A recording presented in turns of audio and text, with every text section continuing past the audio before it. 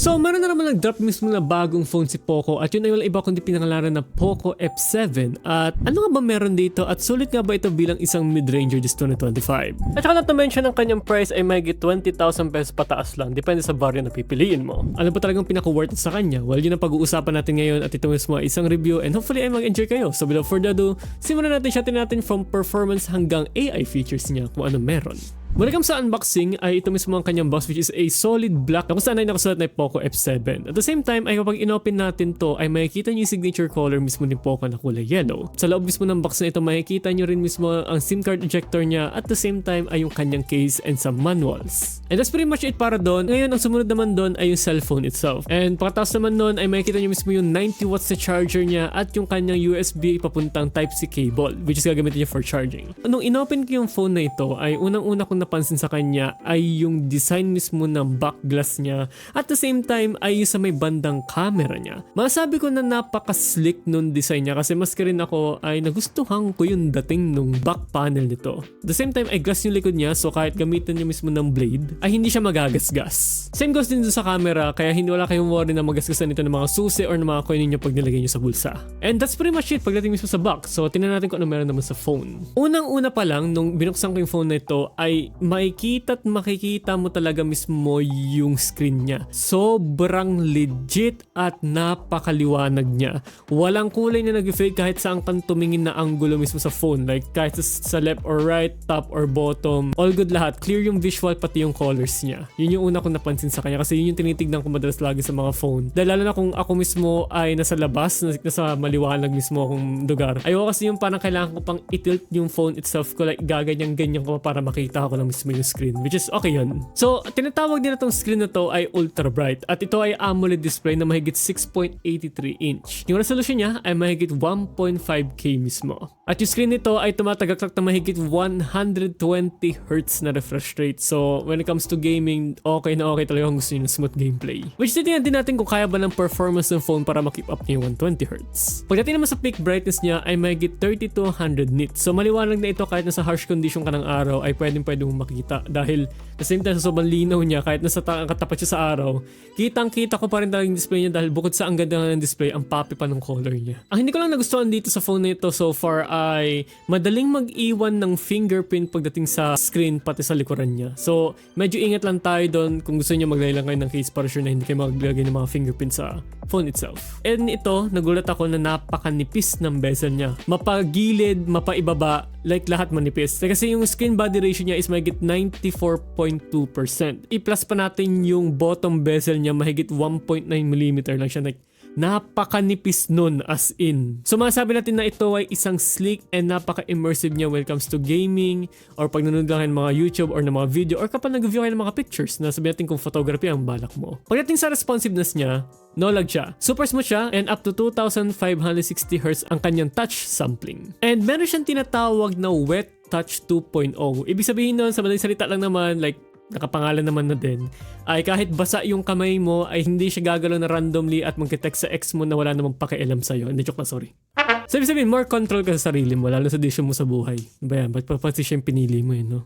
At the same time, ay yung screen to, may tinatawag silang Certified Eye Care with TUV na Rainland Low Blue Light. Ang haba nun. Pero sa madaling salita lang naman, like pampa-anti-blue light lang naman yun, kumbaga para ma-lessen yung eye strain ninyo at the same time ay hindi rin kayo magkaroon ng problema sa mata pagkatagalan. Pero hindi ibig sabihin nun, gamitin nyo namang matagalan yung phone nyo.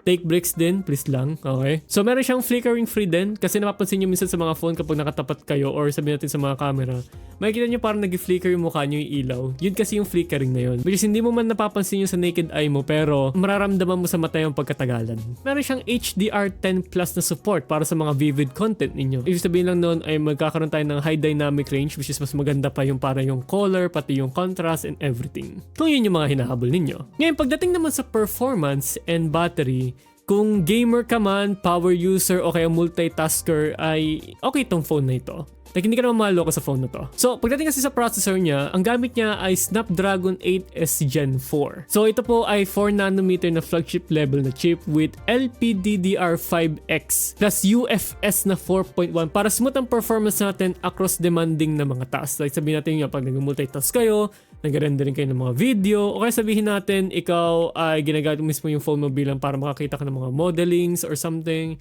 pwede mo siyang magamit. At meron siya tinatawag na Liquid Cool 4.0 with Ice Loop para mangyari ay makip mismo yung temperature niyo sa efficient level, which is ideal ito para sa mga long gaming or sa editing sessions ninyo. Kasi madalas yun lang naman yung mga bagay na nagkakos mismo ng init sa phone natin, which is kapag naglalaro ka o kaya nag-edit ka ng mga video or photo kasi ginagamit niya mismo yung processor pati GPU ng phone mo. Siyempre, sinubukan ko siya sa mga different kind ng games katulad ng Mobile Legends, and mapapansin ko ay wala naman siyang problem na patakbuhin mismo yung game na iyon. At the same time ay kahit naka-max setting siya at naka-max mismo yung kanyang frame rate. Same goes din sa Honor of Kings, naka-max din yung settings nito at the same time ay yung FPS din, and wala rin naman ako nakitang problem with playing under around couple of hours ng paglalaro ng ano. Pero pagdating naman sa PUBG tsaka sa COD M, may part doon na medyo nag-i-stutter siya, pero hindi naman siya noticeable enough para magkaroon ng problema when it comes sa paglalaro ninyo. Siguro probably sa case ko yun, pero yun yung nakita ko kasi sa testing ko, kaya yun yung nai-include ko rito. Probably it may vary depende kung ano yung ginagawa ninyo or kung ano pa yung mga naka-install na application or tumatakbo sa background ng phones ninyo. But other than that, hindi naman siya problema. So pagdating na sa battery, meron akong isang napansin. Nung nilagay ko ito sa timbangan ay medyo may kabigatan siya. Nagtataka ako bakit ganun siya kabigat. Akala ko sa housing or sa case niya, pero that's not the case. Pun intended, okay? So kasi may 6,500 milliamp hour yung battery niya. Napakalaki pala nung battery nito, kaya pala ganun siya kabigat. Hindi naman siya nalalayo sa bigat ng phone ko, kaya masabi ko na okay lang siya, pero kasi na-notice ko talaga na parang medyo mas mabigat siya kumpara sa mga phone na nahawakan ko recently. Pero thank you dun sa ganong kalaking battery, mahigit 1 to 2 days siyang pwede mong magamit. Depende sa task ninyo. Pero sa ganong kasing laki ng battery, pwede ka nang tumagal na mahigit 1 o 2 araw. Depende kung paano mo siya gagamitin. At the same time, 90 watts yung charger niya, which is fast charging yun. So, ibig sabihin, nakuha mo na nga yung ganong kalaking battery, nakuha mo pa yung ganitong kabilis na charger. So, masabi ko na lang na hindi ka na mahirapan pagdating sa charging at sa battery life mo. Plus, meron itong reverse charging para sa mga naghahanap ng ganon. So, may get 22.5 watts yon sa mga gustong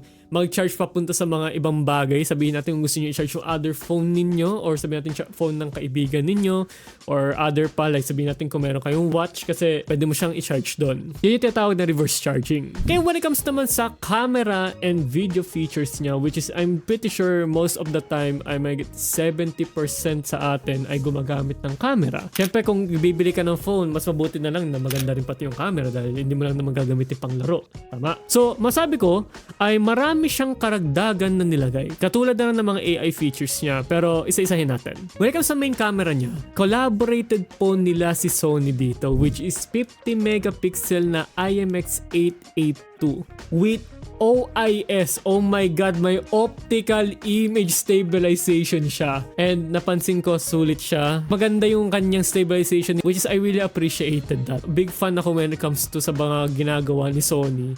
Hindi naman sa bias, okay? Kumbaga, like, ang galing lang ng technology nila when it comes to camera and lenses. So, nung narinig ko kagad na Sony lens ito, masabi ko na I have high hopes. And hindi naman ako na-fail ng hopes ko noon, and nakita ko naman na it is capable enough para magamit yung mismo yung camera niya. Tsaka meron siyang soft na dual portrait lenses. So, nag-offer siya ng dalawang focal length, which is 26mm na wide and 35mm na telephoto-like na focal length para may depth mismo yung portraits niya depende kung anong balak niyong gawin. Ngayon, when it comes to video nga, gaya ng sinabi ko, okay yung image stabilization niya and supported niya ang 4K 30 and 60 FPS. Thank you so much sa high resolution na yon. And meron itong tatawag na motion tracking focus. Yun nga lang, may downside nga na tayo sa video when it comes to selfie kasi 720p or 1080p na 30 to 60 FPS lang. Hindi po tayo umabot ng 4K, which is sayang. Hindi na i-crank up hanggang doon. Kasi total ako, pag nag-video ako, 1080p lang naman ang ginagamit ko at hindi naman ako masyadong nag-4K. Depende na lang kung mag-shoot ako ng mga cinematic video na kailangan ko i-zoom in or sabihin natin yung extra resolution ay scale down into 1080p. Ngayon, pag nag-video ka nga lang ng wide angle lens ay hanggang 30 fps nga lang siya. Hindi niya supported ang 4K at 60 fps, which is downside siya sa part na yun. Ngayon, when it comes to software, AI, tsaka sa mga extra features niya, hindi lang pala basta hardware itong phone na ito kasi may mga smart features siya. So, ang kanyang operating system ay HyperOS 2 at nakabase ito sa Android 15 with only a bit of bloatware. Manageable naman siya, na-i-uninstall ko naman yung mga iba doon, pero may times na naiinis na ako sa mga bloatware kasi gusto ko walang mga naka-installed na mga apps. Like, ako nang bahala doon, alam mo yun? And what I notice is, like, lumalaganap na talaga yung mga AI tools pagdating sa mga phones. At napansin ko na meron itong Hyper AI tools na tinatawag nila sa gallery, which is meron kang AI editor, may AI interpreter ka, may AI search din na kung saan ay pwede kang makapag-search ng mga bagay by using picture, parang Google Lens nga lang. AI speech to text. So kung gusto mong magsalita tapos papunta sa text, meron din ganun. Meron din tayong writing assistants para kung sakaling kayo ay nagtatype or nagbubuo ng mga email, ng storya or ng message, pwede mong gamitin yon. May mga dynamic wallpapers tayo. Photo enhancer, which is meron yung AI eraser, which is parang nakita nyo dahil sa isang phone na ginawa ko noon. Meron din yung sky replacement. So kung gusto nyo maging magical yung sky ninyo, then pwede nyo gawin din yon. Or palitan lang yung sky, pwede rin yon. At saka yung AI expander nila, which is yung kapag sakaling masyadong crop in or kulang yung canvas ninyo ay pwede nyo siyang i-expand. Meron din sila ditong AI reflection removal na kung saan ay tatanggalin yung mga reflections sa mga salamin kung sakaling meron sa mga pictures ninyo. Yun nga lang, hindi nga lang siya ganun ka-accurate as much, pero it's there para magawa mismo ibang bagay. Kumbaga, I'm doubt din naman kasi na gamitin mo siya for a long run. Pretty much nga, baka mamaya gamitin mo siya ng ilang beses lang eh.